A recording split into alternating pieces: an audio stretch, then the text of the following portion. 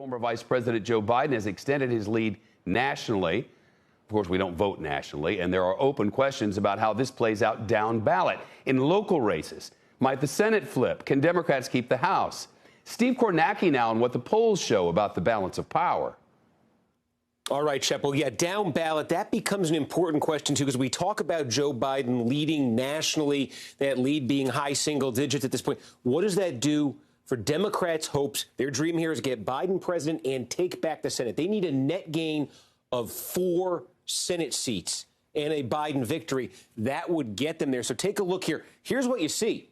The good news for Democrats right now is there are 5 Republican seats, 5 Republican incumbents, where in the polling right now, Democrats lead. That's one of the things that starts happening. With Biden moving to the lead he's got nationally, there's a bit of a trickle-down effect here in some of these states. 5 states where Democrats have the lead in polling. Again, they need a net gain of 4. And then there are a couple of seats that Democrats are eyeing that are on the cusp. How about this one? Lindsey Graham in South Carolina. Polling is tied there. In Montana, the Republican only leading by 1 point. There are a lot of targets, potential targets here for Democrats. And again, their magic number is they probably got to pick off 4 Republican seats. That would probably get it done if Biden gets elected president. Here's the challenge, though, for Democrats. Here's what they're up against. Look at some of these states, Montana, South Carolina, maybe North Carolina. We'll see. Maybe Arizona. I'm talking about states that went for Trump in 2016 that could very well go for Trump again in 2020. If Trump ends up winning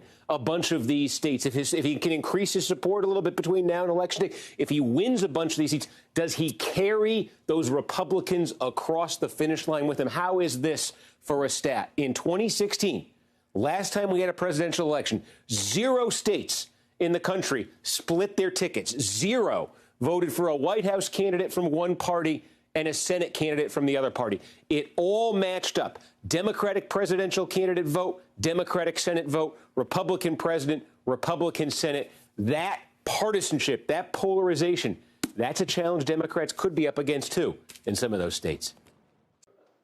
Shepard Smith here. Thanks for watching CNBC on YouTube.